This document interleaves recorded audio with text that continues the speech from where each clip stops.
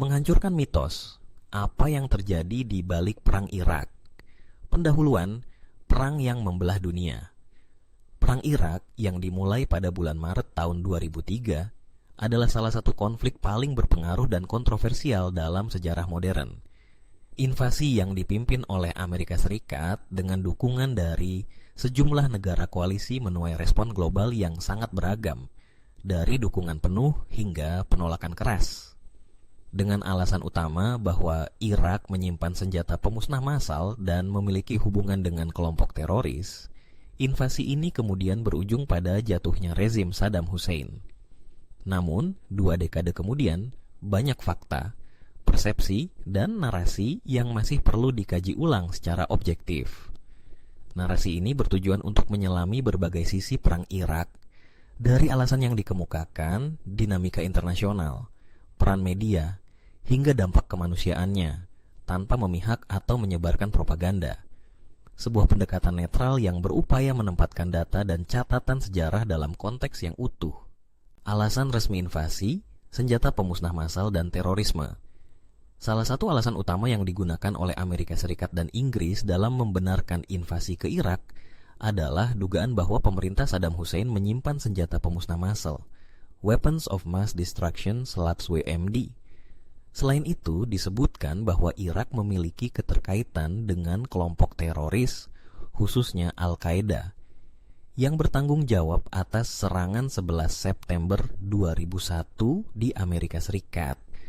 Namun, setelah bertahun-tahun penyelidikan oleh berbagai lembaga, termasuk PBB dan tim inspeksi independen, tidak ditemukan bukti kuat bahwa Irak masih memiliki atau mengembangkan senjata pemusnah massal pada saat invasi dilakukan. Demikian pula, hubungan langsung antara Saddam Hussein dan Al-Qaeda tidak pernah terbukti secara jelas. Beberapa pejabat tinggi Amerika Serikat kemudian mengakui bahwa informasi intelijen yang digunakan ternyata tidak akurat atau bahkan berlebihan. Meskipun begitu, sebagian kalangan berpendapat bahwa situasi geopolitik pasca 11 September menciptakan iklim ketidakpastian yang memungkinkan pemerintah Amerika untuk bertindak berdasarkan prinsip pencegahan, preemptive action, sebuah pendekatan yang belum pernah digunakan secara luas sebelumnya dalam kebijakan luar negeri Amerika. Rezim Saddam Hussein dan konteks domestik Irak. Saddam Hussein telah memimpin Irak selama lebih dari 2 dekade sebelum invasi. Pemerintahannya dikenal otoriter dan represif, terutama terhadap kelompok oposisi politik serta komunitas Syiah dan Kurdi. Beberapa peristiwa penting, seperti penggunaan senjata kimia terhadap warga Kurdi di Halabja pada tahun 1988, menjadi bukti pelanggaran hak asasi manusia yang sangat serius. Namun, dalam konteks internal, Irak pada masa itu memiliki sistem negara yang terpusat dan relatif stabil. Infrastruktur publik, pendidikan, dan layanan kesehatan berfungsi dengan baik dibandingkan banyak negara tetangga. Karena itu, banyak pengamat mempertanyakan apakah perubahan rezim melalui kekuatan militer eksternal merupakan solusi yang ideal bagi rakyat Irak atau justru menciptakan kekacauan baru. Peran Dewan Keamanan PBB dan legitimasi internasional. Sebelum invasi diluncurkan, Dewan Keamanan Perserikatan Bangsa-Bangsa (PBB) menjadi arena diplomatik utama di mana legalitas intervensi diperdebatkan. Meskipun beberapa resolusi sebelumnya, seperti resolusi 1141, mendesak Irak untuk bekerja sama dengan inspeksi senjata, tidak ada resolusi eksplisit yang secara langsung mengizinkan penggunaan kekuatan militer. Amerika Serikat dan Inggris tetap melanjutkan invasi dengan membentuk koalisi sukarela. Negara-negara seperti Prancis, Jerman, dan Rusia menolak aksi militer tersebut, menegaskan bahwa tindakan semacam itu sebaiknya ditempuh hanya sebagai upaya terakhir setelah jalur diplomasi benar-benar gagal. Oleh karena itu, hingga hari ini, keabsahan hukum internasional dari Perang Irak masih menjadi perdebatan. Media, opini publik, dan narasi global. Media memiliki peran sentral dalam membentuk opini publik terkait Perang Irak. Di Amerika Serikat, sebagian besar media arus utama secara awal mendukung langkah pemerintah, dengan pemberitaan yang menekankan ancaman dari senjata pemusnah massal dan potensi serangan teroris baru.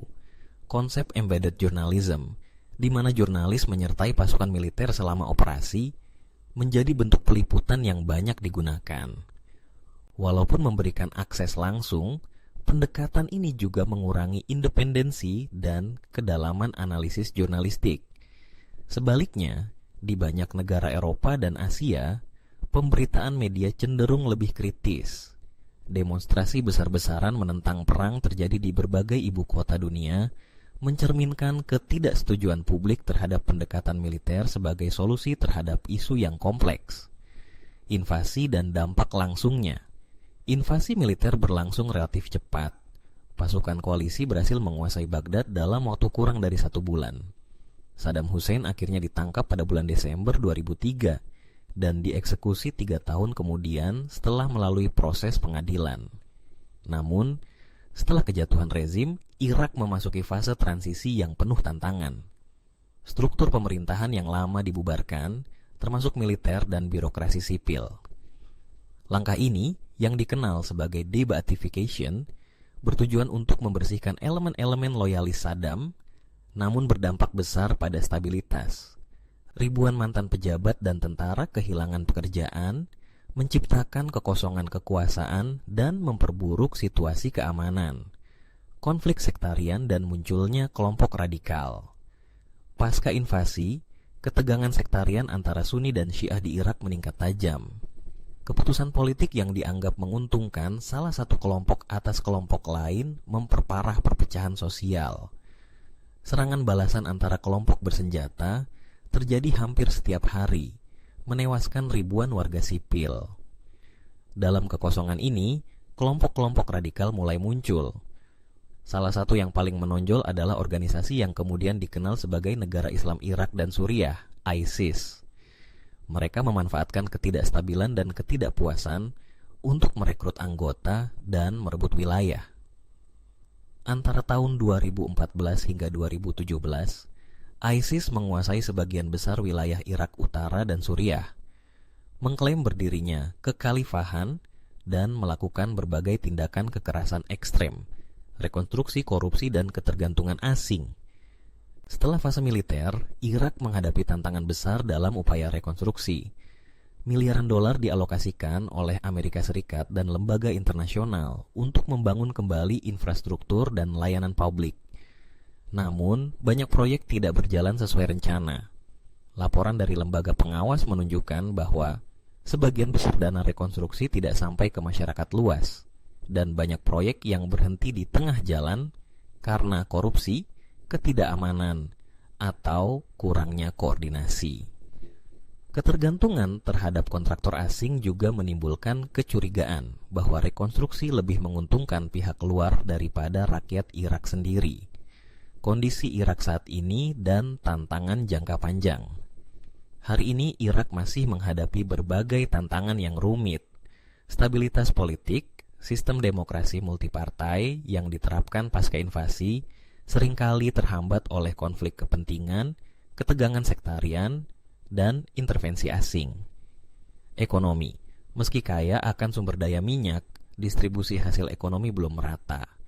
Pengangguran dan kemiskinan tetap menjadi isu krusial. Keamanan, meski ISIS telah kehilangan sebagian besar wilayahnya, ancaman dari kelompok militan masih ada, termasuk serangan sporadis dan infiltrasi ke dalam institusi negara. Kehidupan sosial, banyak warga Irak mengalami trauma psikologis akibat konflik yang berkepanjangan. Selain itu, infrastruktur pendidikan dan kesehatan masih dalam proses pemulihan. Pelajaran dari Perang Irak bagi dunia. Perang Irak memberikan sejumlah pelajaran penting bagi komunitas internasional. Kekuatan harus disertai legitimasi hukum. Tanpa dukungan penuh dari lembaga internasional, intervensi militer dapat menciptakan krisis legitimasi dan memperburuk konflik. Informasi intelijen harus diverifikasi secara ketat. Penggunaan informasi yang tidak akurat sebagai dasar kebijakan luar negeri dapat menimbulkan konsekuensi global yang besar. Demokrasi tidak dapat dipaksakan. Setiap negara memiliki dinamika sosial, budaya, dan politik sendiri. Perubahan sistem pemerintahan membutuhkan waktu dan keterlibatan masyarakat lokal, bukan sekadar campur tangan asing. Rekonstruksi harus transparan dan inklusif. Bantuan internasional harus disalurkan secara efektif, adil, dan transparan agar benar-benar memberi manfaat bagi rakyat yang terdampak. Mitos, realitas, dan harapan. Perang Irak adalah contoh nyata betapa kompleks dan tidak linearnya konflik internasional. Apa yang dimulai dengan narasi ancaman global berujung pada perubahan besar dalam tatanan domestik Irak dan lanskap geopolitik Timur Tengah. Banyak mitos, baik yang mendukung maupun yang menolak perang, tumbuh dari fragmen informasi dan emosi kolektif. Melihat kembali ke belakang secara netral bukan berarti menghapus kesalahan atau meremehkan penderitaan. Sebaliknya, hal ini memungkinkan dunia untuk belajar dari kesalahan, menghargai proses diplomasi, dan berkomitmen pada penyelesaian damai atas konflik yang muncul di masa depan. Semoga masa depan Irak dan generasi mudanya dapat dibangun di atas fondasi yang lebih adil, stabil, dan damai.